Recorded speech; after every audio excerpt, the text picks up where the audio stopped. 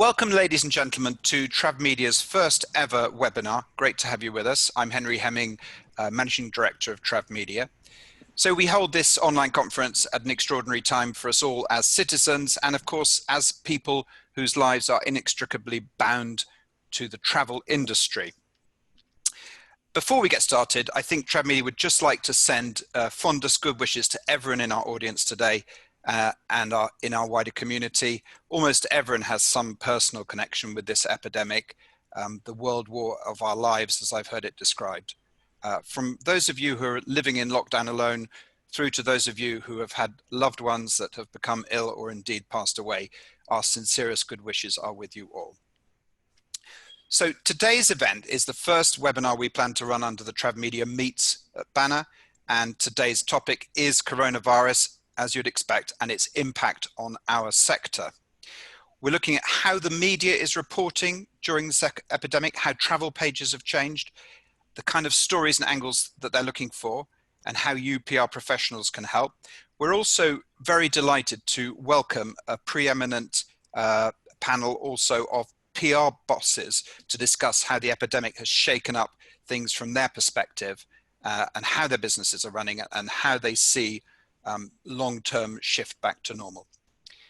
So our panel today is Lisa Minot, travel editor of The Sun, Isabel Choat, online travel editor at The Guardian, Jennifer Morris, news editor of TTG, Claire Griffin, managing director of MMGY Grifco PR, Rachel O'Connor, founding director and CEO of Siren Comms, and Paul Charles, founder and CEO of the PC Agency. We were turning to the audience, we were delighted to have well over 200 registrations for today's event, and we're up past 160 people as I speak. Our audience comprises PRs from across the travel sector, and a number of freelance journalists from TravMedia's community. We also have a fair sprinkling of other stakeholders in the industry. I'd like to start by encouraging our audience right now to start posting questions using Zoom's Q&A feature. I know you've all become Zoom experts in recent weeks, so if you just look bottom of the screen, there is a Q&A button. Please feel free even now to post questions. Zoom will tell us your name, and the chances are we'll know the company you work for. But if you could just at the end of your questions put the company you work for as well, that will help. We are on social today. We are promoting a hashtag of TravMedia Meets, and TravMedia's social handles are at @TravMedia_UK. Quick word on TravMedia Meets. It's breaking down into 3 channels. We've got these news webinars that we will hold regularly, but we want to change the focus of each one so that we explore the news agenda from different angles. We are also launching online professional development sessions for our PR community, and we're going to launch a program of social get-togethers under the TravMedia MediaPlace banner. We're looking for sponsors for those. Money will go to charity, and we're going to invite our audience of journalists and PRs to talk about where they'd rather be, because we have to have a bit of fun and a bit of levity in this really tough time for us all being in quarantine. So we're going to give you, the journalists, the chance to talk about the greatest destinations you've visited on press trips, or we'll give you PRs the chance to talk about some of your clients and why you love hosting, press facilities to your clients, kind of cruise lines, hotels, worldwide destinations. So we'll be in touch with you about that. Just finally, we're open to suggestions for speakers at the webinars. If you'd like to get involved in any of those 3 channels, the social, the professional development session, and these news webinars, just let the team know. Also put your spokespeople forward. And we will get started. I'll introduce our panelists one by one, and they're going to give us a little overview of things from their perspective. And again, for a little bit of light relief, I've also asked panelists what their coping mechanisms have been during this quarantining. And so we're going to find out a little bit about what they've been up to. So first up, The Sun's travel editor needs very little introduction, but it is Lisa Minot. Lisa's been travel editor of The Sun for 21 years, the longest standing travel editor on what used to be called Fleet Street. She's a regular contributor also to TV and radio. She's traveled to every corner of the globe, but actually she's never happier than when relaxing in her caravan in the south of France. I asked her how she's coped with the lockdown, and in her typically forthright and gung-ho way, she says, the best I can come up with is I'm proud of myself for not having killed the husband and kids, and the fact that I've waited every day until 6 p.m. before opening a bottle of wine. Well, Lisa, we're all with you there. We're all with you there. Lovely to have you here today. Would you tell our audience about things from your perspective? Hi there. Good afternoon, everybody, and I hope you're all keeping really well. It is, as you can imagine, quite challenging at the moment. We have seen advertising in the paper drop off quite considerably for travel, and that has actually meant that, insanely, we have more travel pages rather than less at the moment. This weekend we had 5 pages Saturday and 5 pages Sunday, and that is a challenge because although I now do have a sort of a small, modest freelance travel budget, I am having to try to sort of generate a lot of that copy myself. I am aware of the fact that when we've had PRs send our journalists out on press trips before the crisis, they're probably really not that keen on me running that kind of copy right now. So I'm trying to keep all of that in reserve and waiting for the day when we can actually sort of start traveling again. And we're using a combination of freelance journalists and then also our own staff to fill the travel pages with what we hope is sort of inspirational, bucket list, advisory and retrospective type copy. We're trying to say to people, you know, there's on the front of every paper is front of every travel section, there's something that says, look, you know, we know you can't travel now, we know we're in lockdown, but here's how you can plan, here's how you can dream for the time when we can actually start traveling again. We have had some quite good feedback, actually. We did a piece this weekend, which was dream duo destinations. So, you know, once we're out of lockdown, the idea being, you know, make the most of your holiday by taking it a twin centre trip. And I had a feedback from one of the PRs this week that said that the company that he had put forward details for had over a dozen booking inquiries this weekend. Half to that piece had got in the paper, which was really cheery for me. I know it's only a dozen, but a dozen booking inquiries when nobody can travel, I didn't think was bad at all. So we're doing a bit of that. We've come up with some new columns because what we're really struggling with is holiday news. There just isn't any. Nobody's writing, nobody's giving us any holiday news. So to soak up the space in the paper, we've been coming up with some new column ideas. So we've got a Wish You Were Here column where we're encouraging some readers to send in pictures of where they wish they were at the moment. We have a Sofa Escapes column, which is a sort of virtual travel to a particular destination via books, TV, cookery, whatever. There's a format for that. And actually this week, I'm actually asking PRs if they can to help me with a new column that I want to put out. This is going to be just a single column on a tabloid newspaper, so it's not going to be big, but just called Take 3. So it'll be Take 3 infinity pools, Take 3 shepherd's huts, Take 3 hotels with great views, whatever you want it to be, and then split into budget, bargain, and blowout categories. And I'm happy to accept ideas for that from anybody. We have asked some journalists if they would help me out by providing copy from their own holidays. I've had a massive response. I was really surprised at how much of a response I had. So I've got a lot of copy that's come in from some journalists that I'll be needing fact boxes for, because obviously these were all taken as, you know, holidays by the individuals themselves. So I might also be getting in contact with a fair few of you over the next few weeks just to try to get some fact box information to go with what effectively are just, for me, free articles. And really that's about it. Hope I haven't talked for too long. Terrific, Lisa. Thanks for that. I'm sure the freelancers who heard the word budget will have been very, very happy with that. So turning to Isabel Choat, the Guardian's online travel editor. Isabel, great to have you with us. Isabel's been with the Guardian's travel desk for 17 years, last 9 editing the travel website. During that time, the Guardian's travel section has evolved to reflect the way the Guardian's readers travel. They were the first to introduce Twitter trips, amongst the first to launch locals guides, and more recently they've focused almost exclusively on flight-free travel. I think that's except for when, you know, flights are directly linked to the, you know, the viability of the local community. Isabel was already attempting to go flight free this year, and she's fairly confident of possibly achieving it. In between work and homeschooling, she says, I'm doing exactly what you'd expect a guardian journalist to do. I'm taking up whittling. And she has managed to whittle a bird, but apparently her children think it looks more like a mouse. So well done. We look forward to your Mount Rushmore, Isabel. Over to you on your thoughts, please. Hello, thank you, and hi everybody. Hope you're keeping well. Wow, yeah, so weird time. So basically, everything's been turned upside down. It's a really, of all the sort of challenges we've had, this is by far the most surreal for all of us, and it feels sort of existential, trying to run a travel section when no one in the world can travel. But it has been it has been really a really interesting challenge.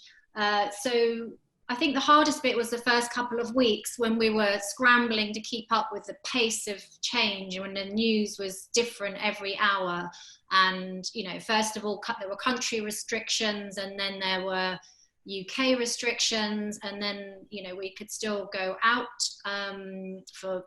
into the countryside, but then places like National Trust properties started closing down, and slowly the world started to close, and we were sort of rushing to keep up with that, and that was probably the most challenging period, those initial couple of weeks. Now we're actually in full lockdown and we know where we stand.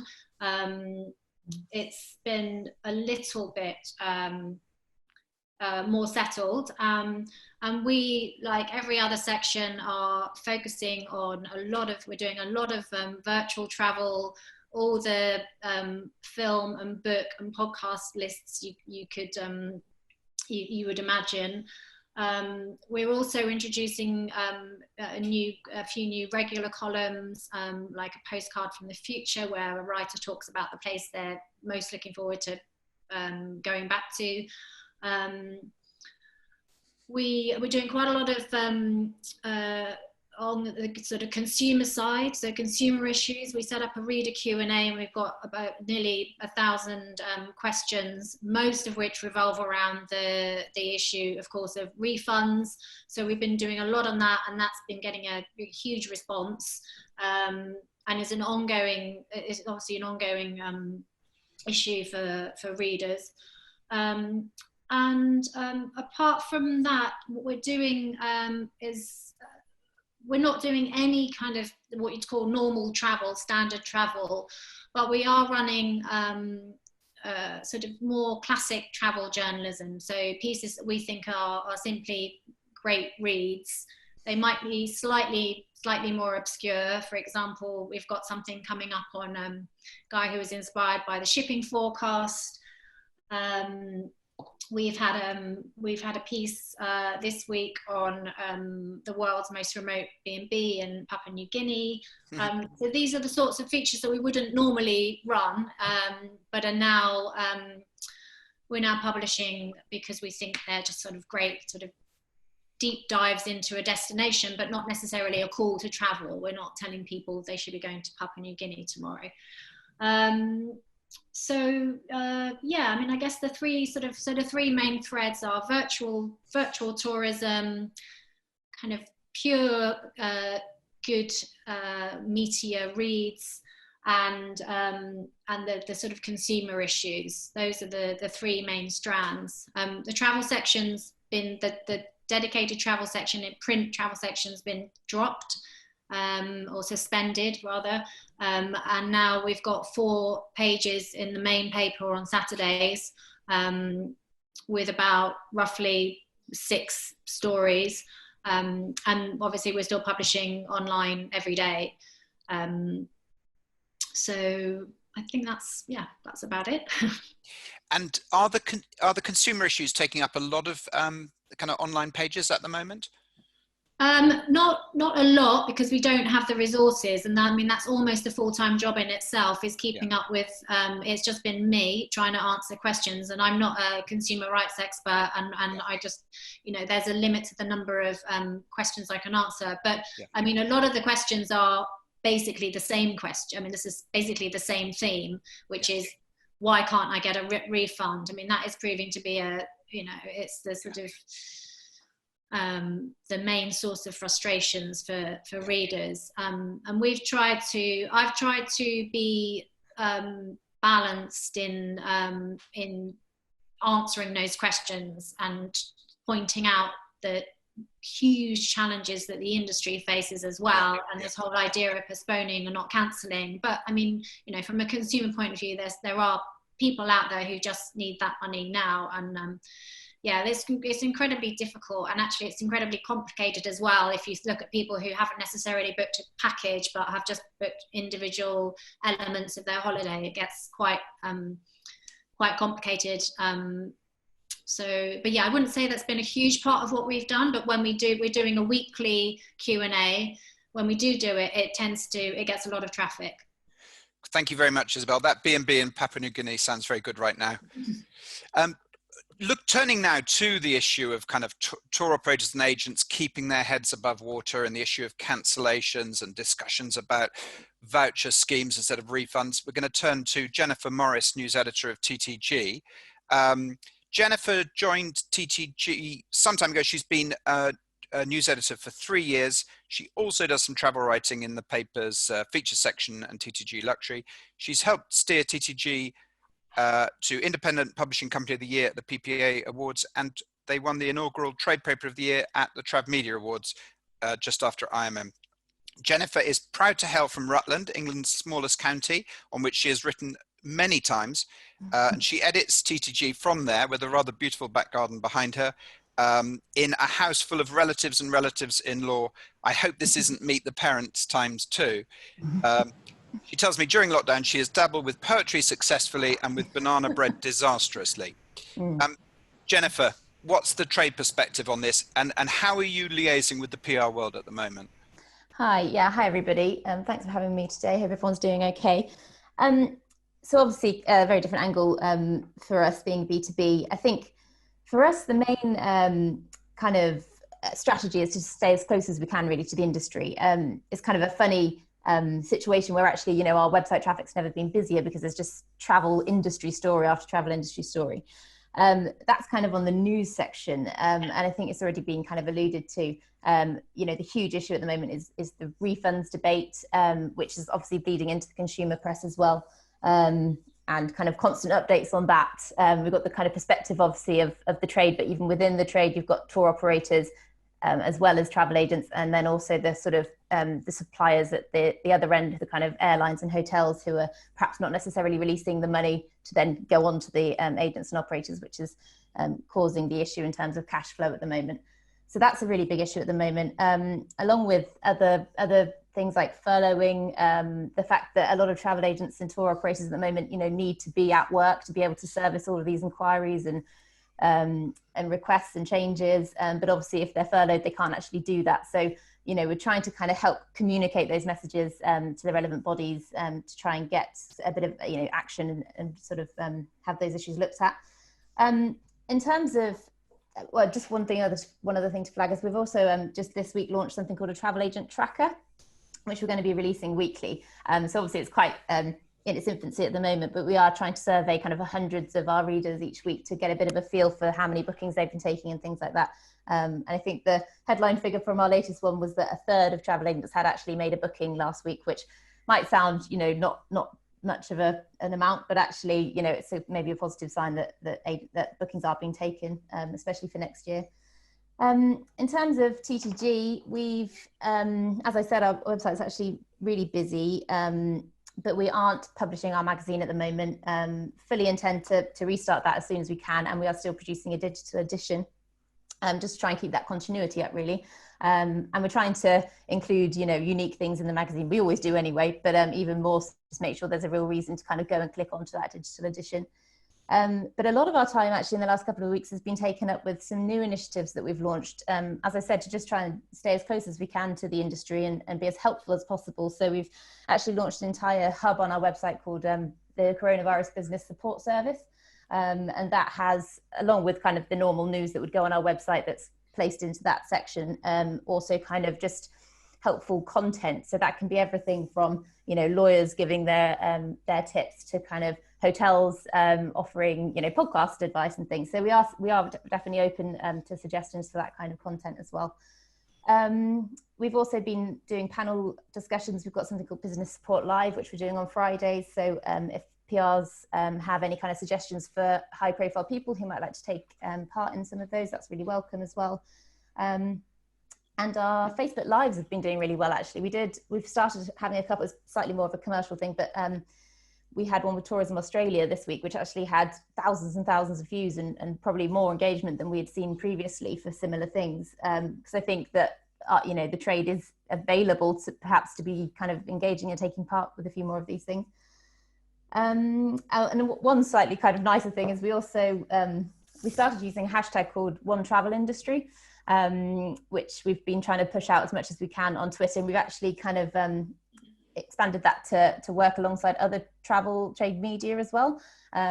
This kind of idea of hashtag One Travel Trade Media as well. And it's been quite nice to kind of see competing titles traditionally kind of get involved with trying to promote positive messages and good stories of kind of support and helping one another. So in terms of how we are kind of engaging with PRs at the moment, we're not similar to the other guys. We're not running destination features, but we still are running loads of features in our magazine and online with kind of support and advice and help. And they can be quite sort of specific. I think we had one recently about tour guides who were, a tour operator who was fundraising for tour guides in Nepal because they knew how close kind of a lot of agents and consumers are, you know, feel towards those people. So, you know, definitely open to any kind of suggestions for that kind of content. Again, you know, opinion pieces, we're always looking for strong opinion pieces to run on the website or in the magazine. Positive news stories that we can run alongside this hashtag One Travel Industry, hashtag, you know, well-being, all kinds of things really, sort of from the kind of hard news side all the way through to perhaps more kind of long read features pieces. So definitely still want to be engaging. It's just a case like everybody else that I think in terms of destination features, that will come a bit later down the line. But we will want to be getting ahead of that and obviously working in advance of when people are actually traveling again. So yeah, I think that's about it from me. Terrific, Jennifer. And I can already see we've got one or two questions that will be relevant to you later. So thank you very much indeed. We've just passed 200 participants today. We're at 202, which is fantastic. So I'm now going to turn to our PR agency bosses, and I'd like to welcome, first of all, Claire Griffin. Claire is Managing Director of MMGY Grifco PR, Executive Director of MMGY of Fear PR, and Partner at MMGY Global. She's worked in PR for almost 30 years, setting up Grifco in 2002 and Afear in 2011, and they merged with MMGY, one of the world's leading integrated travel marketing companies, in 2018. Her teams specialize in luxury travel PR. She's launched many of the world's most famous hotels and made many unknown hotels known and renowned. She's dealt with many travel crises. She has 85 clients worldwide and still works with her very first luxury client, ITC, after all these years. Together with her, at home, she's taught her sons how to iron shirts, set the washing machine, make meals, and they all go off jogging together as a family. So she's found a way to cope with this crisis. Very good to have you here, Claire. Could you give us the PR perspective on this crisis and how you're dealing with it and ways forward? Yes, I can. Thank you very much indeed for the introduction and for inviting me today. I think there's never been a time where we should all speak together and be following the hashtag all in this together. We really do need to sort of share ideas and support each other through these times. And I think to all those PRs watching today, it is a really worrying time about so many different things. And I think it actually is helped by talking and answering questions. So the platform is so important and one I really wanted to get involved in today. And for me, I can remember when this all happened. It was March, and I can remember the conversations with clients, particularly in Asia, worrying. Things were getting precarious. Things were starting to change. And I started to think this is a bit different to any of the other crises I've dealt with in my 30 years in this industry. And I have a very collegiate way of thinking. I'm a real team player, and I started talking to my team about it, from junior members of staff to senior members of staff, just talking openly about the fact that this is going to be a difficult time. We are going to have to look at this differently. This was before furloughs were introduced. This was before anybody really, I think, realized the lockdown would even happen. And we talked openly as a team about how we could best get through this. As a team, maybe we would have to start working on reduced hours. Maybe we need to help clients work, you know, we might have to work with some clients that are in special needs and really need our support, but we might have to look at taking reductions. They needed a voice. And then Friday the 13th, I think things started to get a little bit more worrying, and clients started to discuss with us, and I'm sure this happened to all the other people who were on this call, you know, we don't think we can look at doing this anymore. We're going to have to press the pause button. And I don't know, I wrote a piece about the question of pausing your PR company and reducing the work. There's a massive difference. And one of the things I would say has been a real advantage to just talk to your clients about the benefits of having a voice. You need to be heard at this time. You can't just stop the communication, and you can't just pause a team. I think being honest with clients and saying to them, that's great that you want to come back and stop and pause our work for 3 months. Of course, we'd love to say we can do that, but have you thought about the fact that by doing that, we might not be here in 3 months? Yeah. And actually, I think that PRs are often the first people to want to please their clients and want to do the right thing and see them through. And I think the difference between this crisis and another crisis is that when we were dealing with the tsunamis or the avalanches or the ash cloud or 9/11, it's a specific client problem in one place. And clients are used to PRs being able to say, yes, we can support you through that. And of course, we can work through that with you and take a reduction on our monies, etc. But when it happens across the world and everybody asks for the same thing at the same time, no business can stand through that. So I think it's having very honest conversations. One of the things I learned was to talk very openly to all our clients around the world about how they actually have to support each other through this time, and we have to look at reduction of workloads, not pause. And I think that's a really important take home that I hope will guide some people who have their own PR agencies into the importance of that. And actually for your own survival, that conversation is key. I think there are lots of positives. There are people saying, you know, this is not forever. You have to remember that it's getting through these short-term months. If we can get through this, through the months of May, June, July, we will be doing very, very well indeed. And you need to remember that it's getting through the hard short term. I think Isabel made reference to the fact that, you know, those first 2 weeks were sheer pandemonium. You know, everybody learning something new every day. There has been a plateau. We're actually getting used to the fact that we're living with the coronavirus. We're now getting to the point where clients are going through a very different psychological frame of mind, and we have to convince them that, you know, things will pick up again, and actually don't press pause. Reduce if you have to, but things are, you know, your hotel will survive this. It just needs to close for a few months. And actually hand-holding clients through panic is a really key thing. Actually, they can't see the wood for the trees, and actually having a third party to give them a vision is really important. And one of the things that the teams at Grifco are doing are working on plans for the future. And when I say it's having short-term plans, and even if a hotel or resort or destination is going to be closed for longer than they think, they still need a plan. They still need to know what they're going to do. If you're never going to open this year as a resort, what's your voice? You still need to say something. You can't just close down. So we've been doing lots of plans with clients, lots of very, very frank and honest conversations that we've never really had with clients before about working to support each other.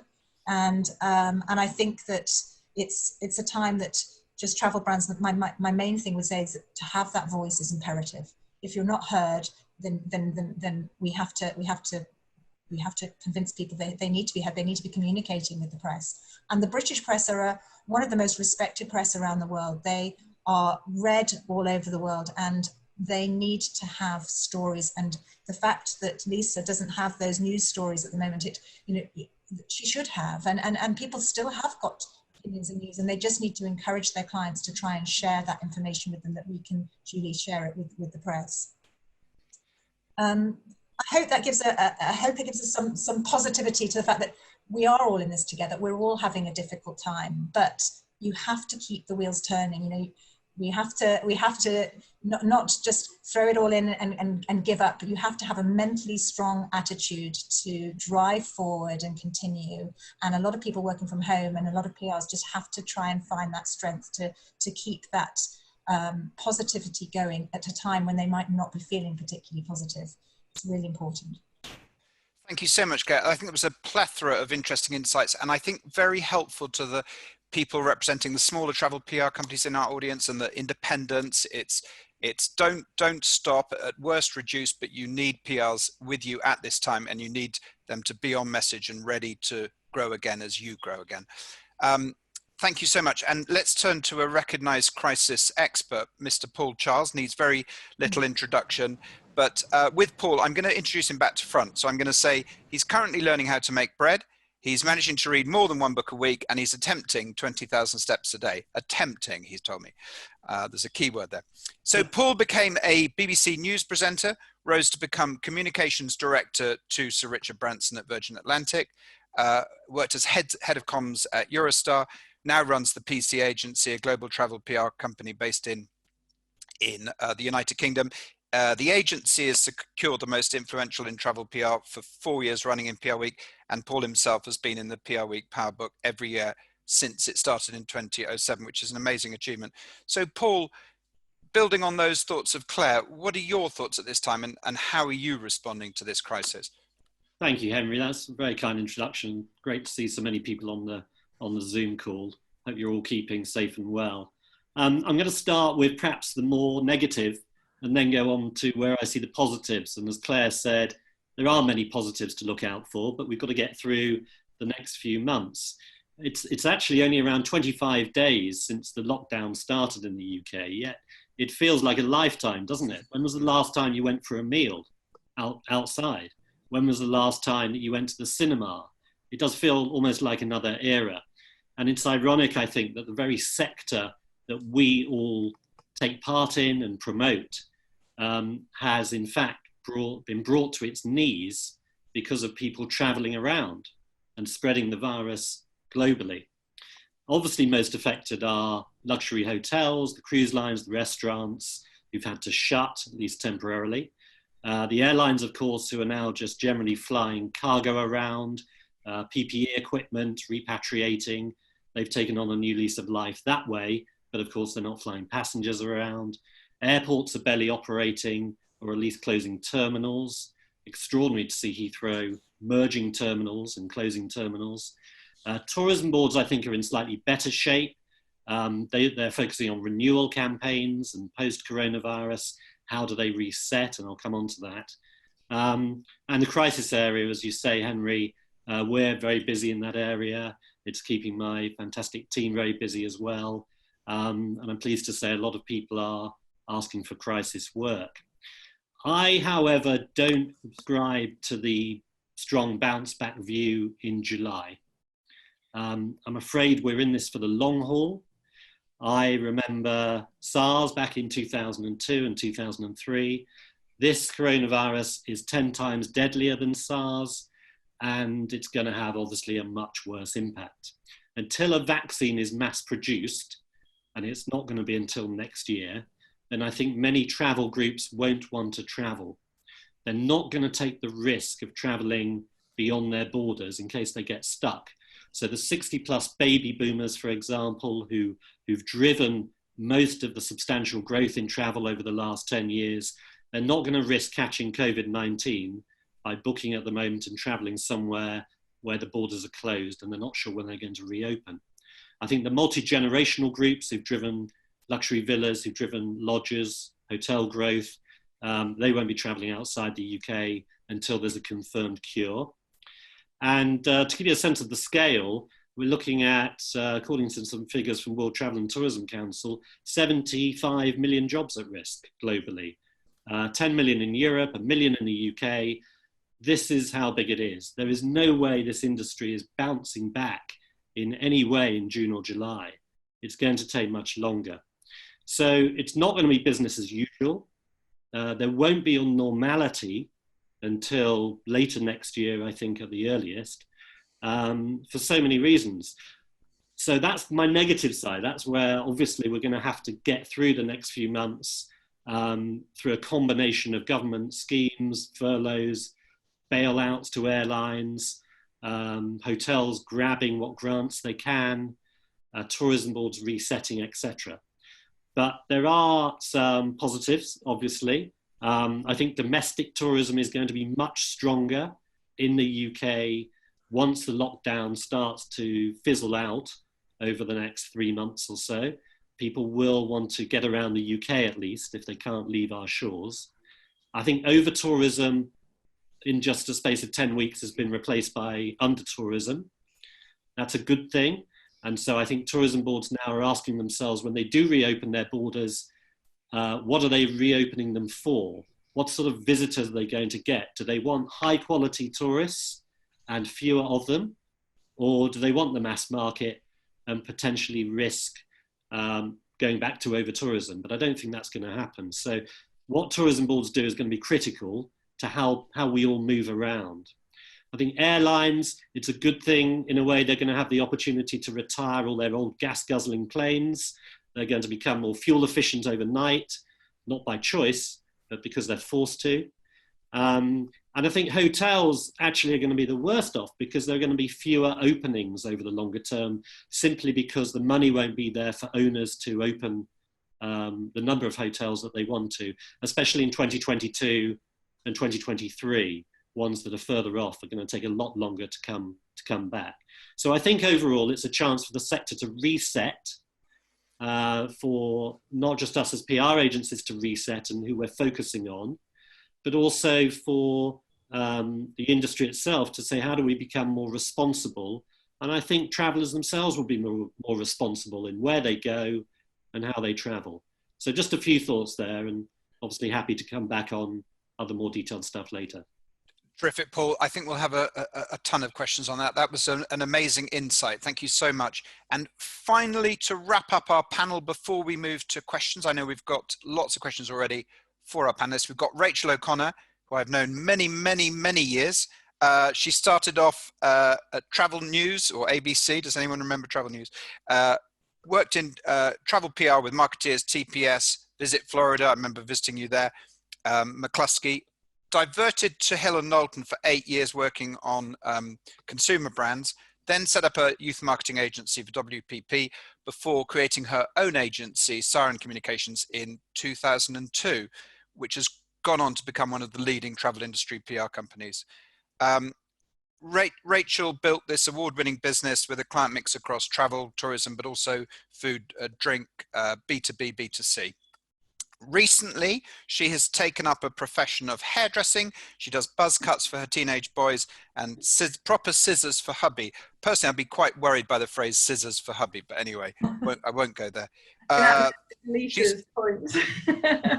She's a terrific team leader and keeps team morale up by currently doing Zoom calls in fancy dress outfits, such as she's appeared as a horse, though not as a potato. So that's very, very good to hear. Rachel, we'd love to hear what your thoughts are at this time. I mean, thanks, Henry, for that long introduction, but shows how old I am, really. And thank you for inviting us. A great amount, I guess, of what we're experiencing has already been communicated by the eminent panel members. So I won't sort of waste valuable time when people can Q&A us. I think, you know, our journey through this last 3-4 weeks has probably been one of the most intense. As Claire said, this isn't a crisis like any of us have seen before. And I also am afraid I agree with Paul in that I think the bounce back will be long and slow and probably much later than we think it will. So within that, you know, what is our role mostly for our clients? We work across, as you said, B2C as well as B2B.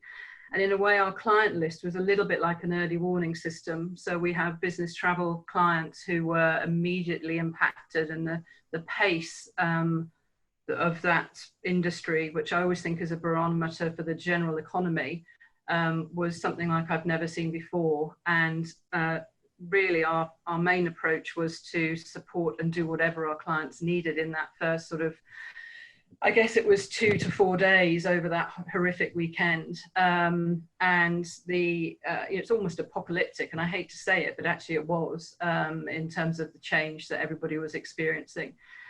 And therefore the objectivity which Claire mentioned of providing, being an out-of-house extension of a team can be useful in terms of taking work away, but also providing objectivity, sometimes actually just counselling your clients and being another pair of shoulders and head to talk things out.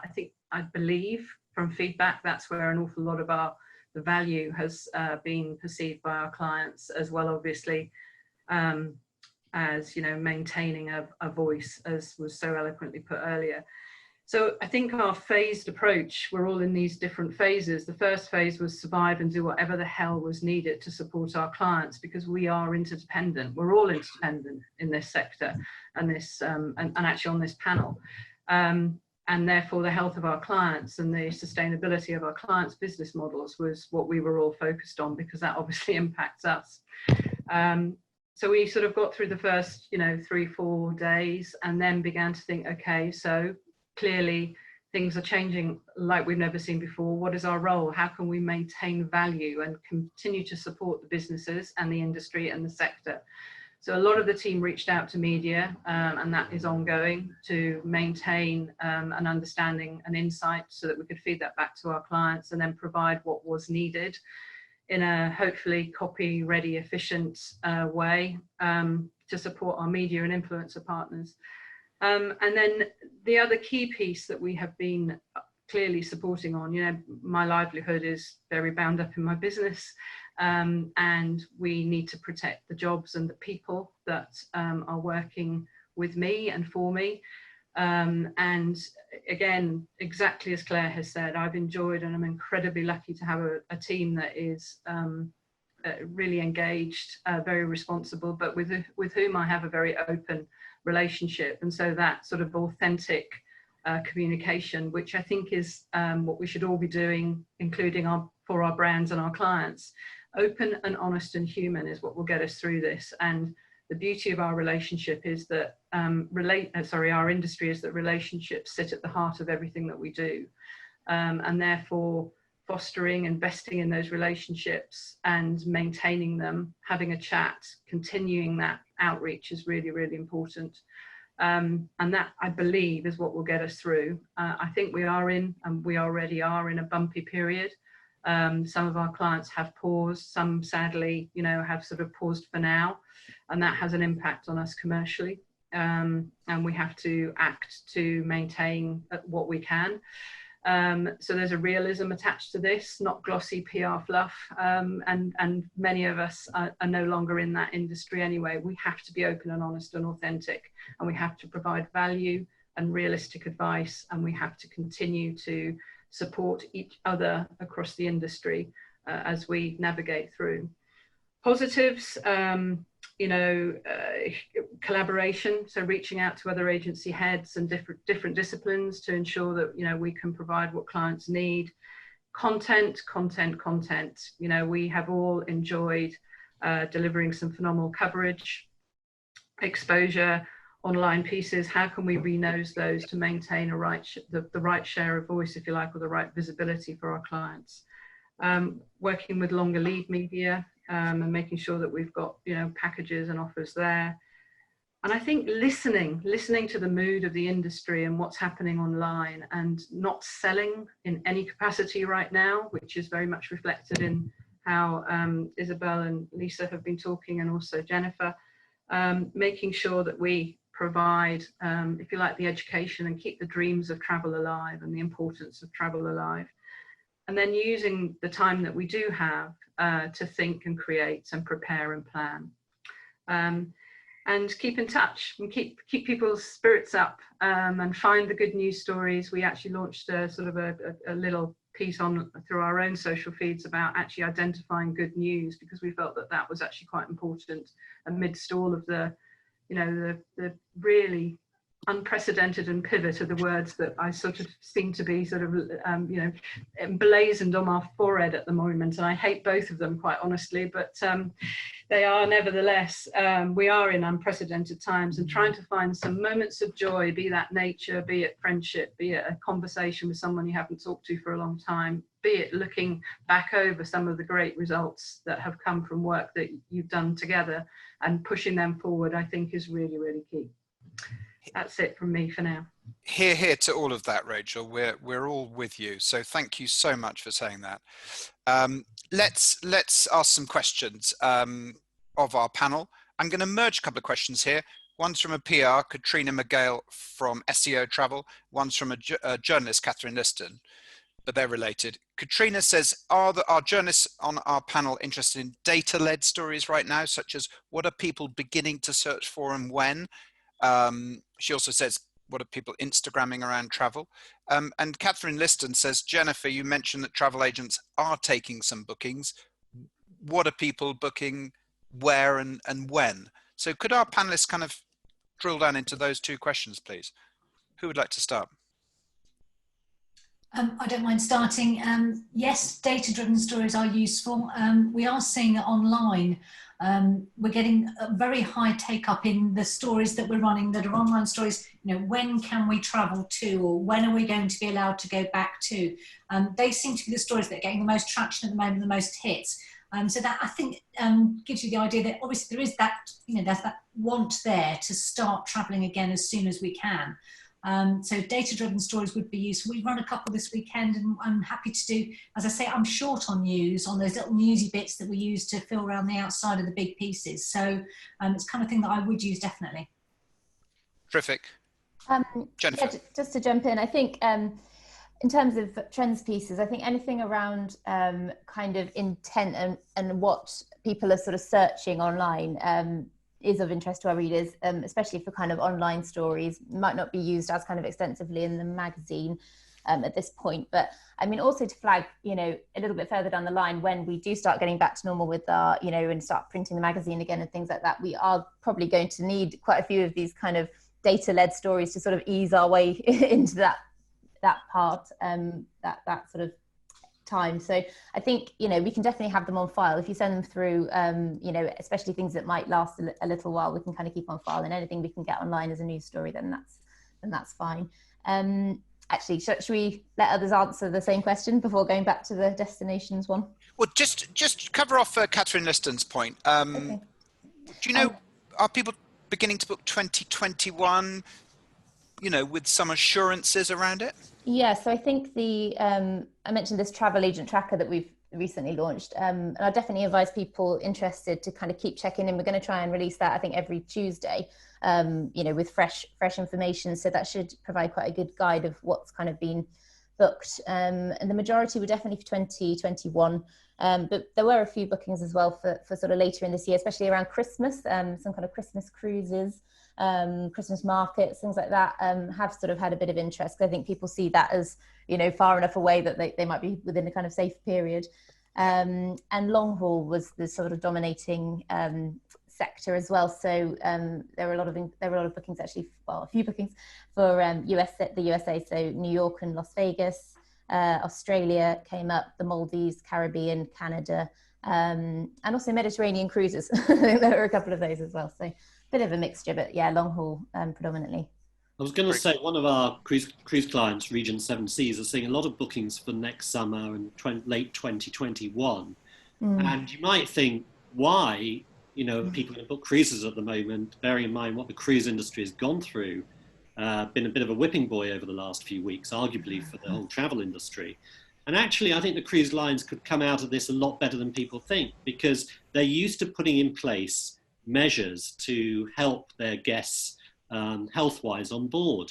And I think if there's one thing that's going to come out of this crisis, it'll be that all of us and everyone that runs a business is going to become a healthcare company as much as a travel PR or as much as a newspaper editor, and we're going to be concerned about the health of our teams and our people that we work with. So cruise lines, as much as anyone else, will put in place a lot of measures which will make the ships actually very safe places to be. They will learn from this, and I know they're already looking at ways to do it. So, and they're used to dealing with viruses on board, albeit on a smaller scale. So I think actually if there's one thing, it'll be that we all think about how our staff get better, how they're protected, how they're well, how they're treated, what are we doing in the office at work when we do get back to the offices, about making sure that people are social distancing. So there's a lot of good things that we're having to think about now that will mean we're going to change the way we do business. And I think cruise lines are a good example of that. Very good. I think cruise customers tend to be very loyal as well, don't they, on the whole? So hopefully kind of historic cruisers will continue to cruise. It might just be more of a kind of challenge to target those who were on the verge of booking of their first cruise. And Isabel, is The Guardian interested in data stories at the moment? Well, it depends. We get sent data story in normal times. We get sent data stories every single day. We tend not to cover them, but that's usually because they tend to be, either they're sort of slightly daft or not particularly rigorous. So if it was, really solid piece of research that shows something, different, or that we felt was of value and of interest to our readers, potentially yes. It's just in my experience, usually the sort of data stories we get are either just kind of your fun throwaway stuff, or just not particularly relevant to our readership. So it really depends on sort of how rigorous the research is. Understood. So I'm going to ask a question of our... Sorry, carry on. I'm just going to jump back in there and say... Please, sir. Sorry, just jump back in there quickly and say I totally agree with Isabel. Those data stories, they've got to be stories that are actually ones that are believable. And what we don't want is the sort of surveys, excuse me if I'm going to just slightly swear here, the sort of the no shit Sherlock surveys that tell you something you already know. That's not what we're looking for. I'm talking about, genuine, where people are looking to book, where they're looking at, traveling to, and the methods, whether they're booking all inclusive or whether they're looking to book more independently. It's that kind of data, that kind of thing that I'm interested in, not, 100% of children like going to swimming pools. Very good. A question for our three PR bosses here. From, I think, a smaller PR company, Alex List of Lemongrass. Alex says, if the recovery period is going to take as long as next year, what can PR agencies do for long-term survival, especially when it comes to contract renewals? And maybe Claire, you would start. Oh, Claire, yes. Long-term survival. I think, look, we're looking at plans for clients now, where we're actually doing a lot of planning now for 2021, and I'm sure other agencies are too. Yeah. Without question, we're being asked for it. We're looking at resorts that are going to be transferring a lot of business into 2021. And we're looking at press trips that we've got planned for 2020 that we're moving into 2021 now. So all our planning, even our midterm planning, turning into long-term planning, where we're actually shifting everything across and for equivalent months in 2021 right now. So I think if people haven't started planning for actually integrating their plans for 2020 into 2021, then it's a really good tip to start to do that now, and actually merging 20 into 21 is what we're looking at doing currently. Okay, that's a very good strategy. And Paul, how do you advise smaller PR companies to be part of their clients' agenda at this moment? Well, I think a couple of the points that both Rachel and Claire have made specifically around relationships and also around quality of work that's produced. So fundamentally, it's about making sure that your account teams, or if it's you in a smaller agency, are constantly being visible, talking to your clients and each week, saying what do they need, etc. How can we help? Because every week is different during this crisis at the moment. It's changing so rapidly. And then also, I think the quality of the work. So for example, you know, my team, they're almost busier than they were in the office. There's so much to do, so many calls to do, so many updates they're doing. So they're doing daily and weekly updates for clients, giving them the latest on the coronavirus crisis in the UK from our perspective, picking out the best things that people are doing, the good news stories, the bad news stories, etc. So it's about giving clients something added value, something extra that perhaps they wouldn't be used to or getting from somewhere else. And that makes you as an agency really important to them for their longer term plans. Nobody knows where this is going to go over the next 2 or 3 months. We know we're going to be in lockdown from tomorrow, probably for another 3 to 4 weeks minimum. We know that furloughing is going to probably be extended, maybe to end of June, maybe to July, if we're lucky. And so, you know, I think we're in a position, however big an agency you are, to be able to say, well, we can at least plan long-term plans for next year, but we know as an agency that we can keep together as a team until June or July. And certainly that's my focus at the moment. So I'm making sure the team are looking longer term to how we can protect them and look after them health-wise as well for the longer term. That's very good. And Rachel? Sorry. Adding value, maintaining proactivity, and if you can, you know, we talk a lot about partnering with our clients, and therefore with that partnership comes sharing some of the challenges that are keeping us all awake at night. And if you can take, you know, 1 or 2 of those challenges and, you know, do some fresh thinking and apply your objectivity to it and roll it back in, then to the client, that's perceived as helping to move them forward. And planning ahead, really, always planning ahead, and maintaining your contact with the media so that you are able to feed that back in, get the sentiment of your advice right around what the media and influencers need, and where you can take work away on either end, frankly. I think that is going to help support our one industry. Yeah. Very, very, very good indeed. Okay, I've got a question really from 2 people. Bryony Gammon at Viking and Amy Skelding at Brighter have both asked, are journalists still in the market for virtual tour ideas? And yeah, any thoughts on that? I can start on that. Yes. Yes, in short, I mean, we've ticked off all the sort of obvious pieces in the first few weeks. So we've done all the travel books, travel films, travel podcasts, but there's still an appetite. I mean, there is a huge appetite for any kind of relief from the hard news agenda. I think people are looking for ways to escape, fun ideas. So there is definitely an appetite, but it's a question now of being more creative in what virtual travel means. So, for example, today there's a really nice idea from the Faroe Islands, who they've always been good at marketing, very good at marketing, and they have strapped a camera to an actual person who you can direct around the Faroe Islands to sort of show you around the area, which is quite a nice idea. We did a story on that today. I saw another piece today on a virtual holiday to Sweden, to the Arctic, I think. So that's sort of extension of the idea of virtual travel, where you can actually visit a place over a period of days.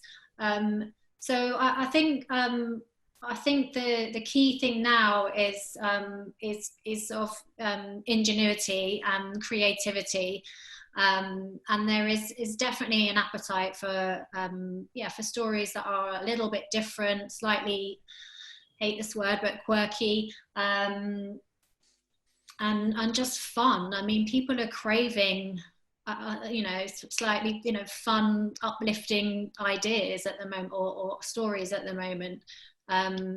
So yeah, I would say in short, there is an appetite. Very good. Any other thoughts on that one?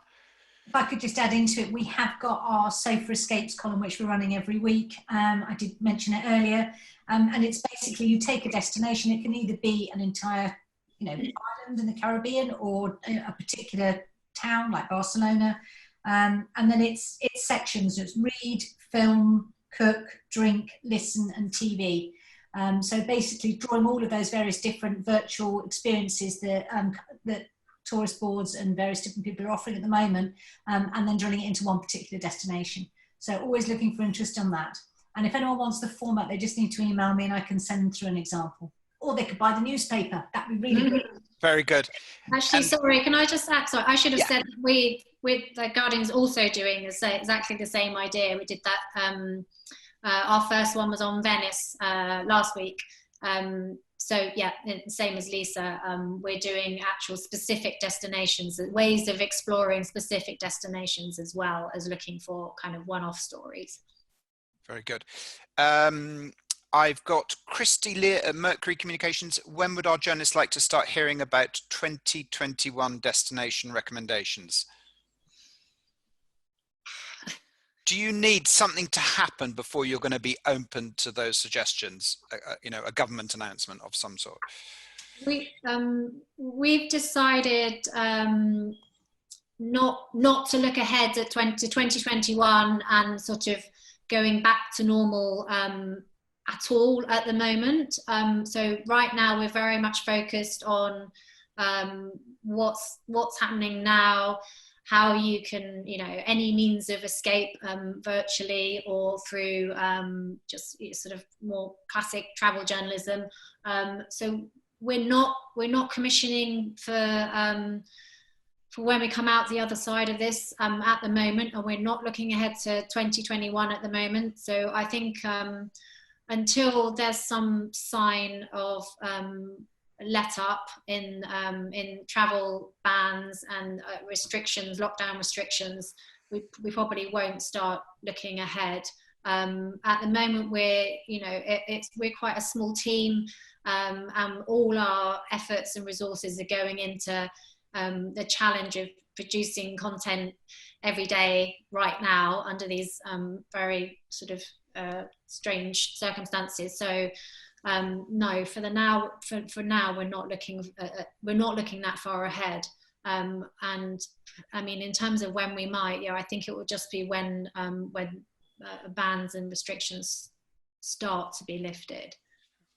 Very good. Lisa, Lauren Jarvis wants to know if you're open to new journalists pitching for your new Take 3 feature.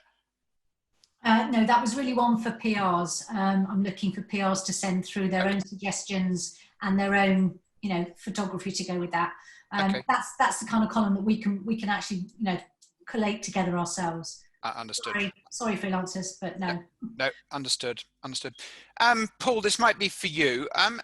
Tough one. I don't know if it's entirely fair, but Andy Mossack, my question is on the future of cruising. What do cruise companies need to do to convince future passengers their ships are safe? Thanks for throwing me the tough one there, Henry. Yeah, sorry about that. I think it's some of the stuff I was saying earlier, that if cruise companies can prove what they're doing on board, and before you get on board to check temperatures, to check health conditions. I'm a big fan of the introduction, and I think this is going to happen, of a global health passport. And this global health passport will all have, and it will say what we've had, whether we've had coronavirus, whether we've been tested, whether in fact we've got antibodies. And this passport will need to be shown at borders, to countries, whether you get on a cruise ship, wherever it might be, before you get on a plane, so that the operator knows exactly what they're dealing with. So an official global health passport may be the answer. There's all sorts of other things. I think cruise operators are going to have to invest in, for example, drinks machines where when you top up your water bottle is not actually touching the water nozzle, because that's how germs are spread. Mm-hmm. So there's going to have to be huge investments by not just cruise lines, but all sorts of operators on those sorts of things. So as I say, I think the cruise industry has a real opportunity to work in a united way to come out of this much more strongly. I really do. Yeah. This is a question being asked by many journalists on our webinar, so I'm going to mention a few names. Lauren Jarvis, Stuart Forster, Rowena Morella Dorr, of our journalists. what opportunities are there for freelancers out there? It's a tough one, but can anyone throw something, a ray of light here? Who would like to answer that? I'm not sure whether Isabel wants to go first, but for me, yes, I do have some budget. I literally put out one tweet last week saying I was interested in, stories, pitches from freelancers. I had, to date, I think I've had over 700 replies.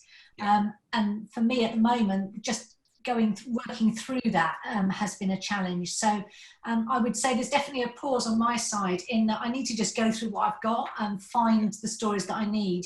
But yes, I mean, that budget will be there, and I think we'll probably have to continue to be there going forward. Even once we've come out of lockdown, practically I'm not going to be able to get journalists away as quickly as as we're going to need copy for the paper. So please do keep sending them. They're all going into a folder, and when I'm getting a chance, I'm going through them a bit at a time. And I apologise if anyone has already sent something through and I haven't replied. It's not because I'm not interested in the idea, it's just because physically right now I'm trying to get the pages together and haven't had time to go through them all. Very good. Isabel? Yes, we are interested, but I guess it's the same. I would say the same that I would say to PRs, in that we're looking for sort of upbeat stories. But I think the key is that there's a bit of creativity, perhaps slightly left field stories. You're coming up travel. Well, this whole challenge is an exercise in coming at travel from a completely different angle. So I think the key is to try and, without sounding too cliched, think outside the box, and sort of, as I keep banging on about it, we've ticked off the most obvious responses to people not being able to travel. So now we're looking for just different ideas, but it's definitely worth still pitching. I mean, news stories like the Faroe Islands today, for example, that was written by a freelancer. We've been approaching writers ourselves as well. So yes, in theory we are interested, but like I said, what we're not doing is looking ahead at the moment to when people will be traveling. We're very much still in the lockdown phase. Very good. Are our panelists okay if we just carry on for about 5-10 more minutes? Is that okay? Sure. So I've got a question from Lottie Gross here, and I'm just going to kind of, before asking it, I'll just balance it out with something, just different interpretations of what the future industry will look like. Paul was very, very interesting on this point earlier, I thought. How will the travel industry look? Will people change as human beings in the way they book travel and wish to experience travel? Or will it be a short-term phenomena? And I think our audience would be so interested in your thoughts on this. So I'm going to just quote Tom Jenkins, CEO of Itoa here. So, okay, he's a tour operator head. He's got to speak for tour operator. He says, the natural reaction is to assume the future will be a product of the current situation. It won't. Mass gatherings will return. Theatres, cinemas, football matches will become crowded. Tourism will start again.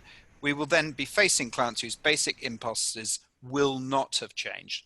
Lottie Gross asked the question, what do you hope the travel industry will learn or gain from the crisis? So that's perhaps at the other end of the spectrum. I would love to know from each of you whether the travel industry will change as a result of coronavirus. Rachel, why don't you start? You happy to go first? Will it change? Cool, that's a huge question.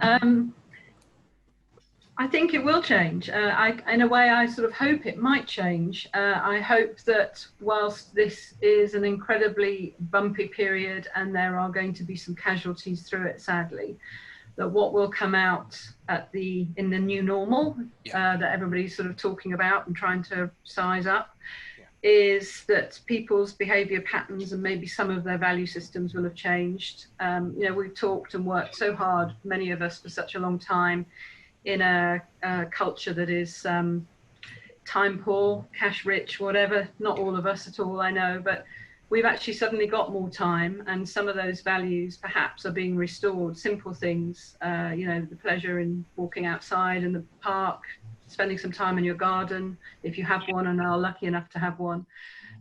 Seeking, you know, the contact with friends, the importance of travel in education, in business, etc., etc. But I believe and hope, and it's a hope more than anything based on data, and probably my terrible idealistic self, is that the world that we come out and into will be a better world. The values will be kinder, and we will, you know, see a surge in more responsible travel across the globe. Very good. Claire, what are your thoughts on the future shape of the travel industry? I had an idea that I wondered whether or not we should all be issued with air miles to actually, you know, so that we look at before, you know, before we travel back, how are we going to configure it? We don't complain like buses have freedom to travel anywhere, but maybe we should be more considerate and look at how we travel, and traveling better is having a little bit of trouble hearing you, Claire, sorry. Traveling Yes, just perfect. manner, and looking at that as a way for the future is something that I think might well be a way of travel. I think we're going to be looking at cleanliness and hygiene. I mean, I don't know whether everybody's going to be on a spacesuit when they get on that aeroplane for the first time. Well, they're going to be looking like astronauts, but I think that there will be hygiene, sanitization issues. I think we'll be asking hotels how they clean. I think that there are even plastics that have been invented now that don't actually carry viruses on them, that I think cruise ships are looking at. I think that healthcare will be, we already have been making recommendations to clients about having doctors, if they don't have doctors, having healthcare services, looking at insurance policies with private hospitals in countries around the world. But there's going to be a lot of things that actually are going to be different. We are making those recommendations now, and are quite interesting points, be it cleanliness, healthcare, and virus classification on certain surfaces. Yeah, I think that we will be different. I think that we will have a lot more paranoia, and I think that the industry has to react accordingly. And I read a piece by Matthew Paris in the Times saying that we'll get back, you know, we've got short memories. We get back, and then after 6 months, we'll all be back to normal. We might take that viewpoint, but the new normal, will have a different look about it, I think, with all those factors being much more considered. Very, very interesting indeed. And I'll go to Paul next. I'm going to throw in here that we are a mature outbound market. British travellers are used to travelling, so ideas about air mile quotas and so on are very interesting. But there are emerging markets such as China who will say, well, we haven't done our travelling yet. We want to discover this world. You know, what do you think the outcome will be, Paul? I think at the end of the day, the virus won't kill off the DNA in all of us to travel. That's what humans do. We want to interact, we want to travel, we want to see new things, meet people. That won't be killed off by the virus. So it will come back. It will be in a different form. I think we will be more responsible. I think we can't do anything until the FCO removes the indefinite travel ban, which is extraordinary in itself. How long is indefinite? Secondly, it's going to rely a lot on what countries do. So small islands around the world, I think it's going to take quite a while for them to want to open their borders, because although they realize the economic impact of not having tourists, they realize they can't risk letting the virus in again until a vaccine is mass produced. So a lot of places we may not actually be able to go to over the next year, even if the UK came off this indefinite ban. I think finally we're going to see consolidation not just among airlines, hotel groups, potentially cruise lines. You're going to see a lot of that over the next few weeks, especially airlines. Without a doubt, there's 2 or 3 about to emerge in the next 3 days. So you're going to see that, but you're also going to see consolidation among media and also among PR agencies, I suspect. Yes.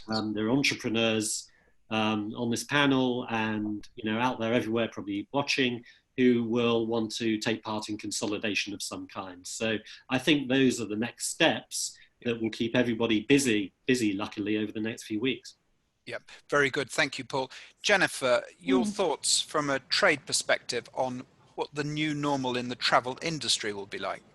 Yeah, it's a really interesting one, isn't it? And I think history's probably shown us that on the whole, travel companies are led by the consumer. And I think is going to be really difficult, because of course travel companies have been severely financially impacted throughout this time, so they're going to be desperate to be taking as many bookings and making as much money as they can on the other side. But I suppose what will be interesting are any travel companies that kind of actively within that try and promote a better way of traveling and introduce certain measures or things like that to kind of improve the sustainability. I think in terms of an industry issue is this idea of cash flow, which has obviously come up hugely with the refunds debate, and a few experts have kind of predicted that there may be calls to change the way in which cash is transferred from the consumer to the end supplier, so that it doesn't leave kind of intermediate travel businesses vulnerable to chargebacks or kind of having to foot the bill. But at the same time, obviously, protects the consumer. So there may be calls for money to be held in some kind of government protected fund that kind of takes out the liability, if you like, from other travel businesses. Because obviously, we saw from the Thomas Cook collapse the horrendous impact that had across the industry. And ultimately, I suppose if travel companies fail, then any ATOL protected bookings will be funded by the government in effect. So it's kind of that balancing act, I guess, they have to come up with as to whether they're going to help enforce change. Very good indeed. Isabel, the new normal, please.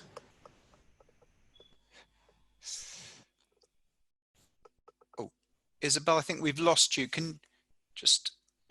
Sorry, is that better? Yeah, there you are. The new normal. Well, like Rachel said, it's a big question. I don't know. What I hope is that it will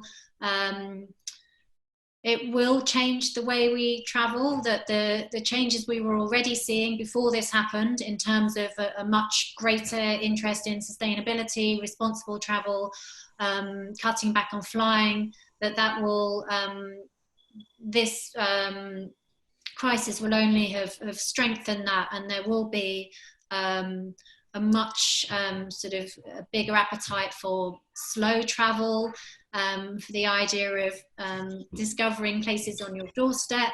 But my fear is that that there will be also this pent-up demand, and that it will mean that as soon as people can, they will travel, and they will be desperate to go anywhere that isn't their local neighborhood, and that it will have the sort of the opposite effect of what we would want, and also that obviously countries' economies that are so dependent on tourism economically will want to turbocharge travel and tourism to get back on track. So obviously my hope is that there'll be a positive outcome. I kind of worry that Matthew Parris is right, and that we do have short memories, although nothing like this has ever happened before. So this one is going to lodge in our memories like never before. So I'm kind of cautiously optimistic that it will sort of, there will be a fundamental shift in the way we think about travel. But I also think that just reality and our sort of desperation to get back to normal after all of this, in the same way that everyone's going to start, the pubs are going to be packed, we're all going to be going on a massive sort of bender for a month to celebrate, that will come out in travel, and a sort of desperate need to jump on a plane as soon as you're actually physically able to. I don't know which way it's gonna go yet. Perhaps it will go both ways. I don't know. Yeah. Thank you, Isabel. I'll join you on that bender. Lisa, finally, from your 21 years experience covering the travel industry, how do you think we will emerge from this, and will things change, or? I think things will change, but I think it's, again, you know, as Jennifer says, it's led by the consumer. We're looking at the biggest depression since the 30s, they're saying. I think for some readers, they are going to be amongst those who are going to have been most affected by this, genuinely having lost jobs, having had pay cuts. I think for me, I'm looking at, once lockdown does lift, I think focusing on the UK, I think staycations, I hated that word 10 years ago, it now just seems to roll off the tongue. Staycations are going to be much more what I'm going to be focusing on to start with. And then it's going to be, for me, it's going to be about value travel. I mean, I do understand the whole idea of responsible tourism and flying less, but the stark reality is for a lot of Sun readers, you know, they have one holiday a year. You know, they will take one flight to one destination in Spain. They're not the ones who are going to be looking at stopping travelling because that one holiday a year is all they're going to take. And I'm going to be making sure that it's, you know, it's going to be about making people understand, you know, the best ways to travel, you know, the most savvy, budget-wise, responsible travel-wise, but also quite a lot of UK, I think, to start with for me. Brilliant. Well, we need to bring things to an end there. It's been the most fascinating webinar, and I think our panelists have been brilliant. And if our audience was all connected, there would be a big round of applause at this particular moment in time. You've all been amazing. So thank you so much to our panelists today. Thank you to our audience for listening in. Great that we still got over 160 people, which is fantastic. Thank you to my team, to Ali, bringing this together on the marketing front, Ash for running the webinar.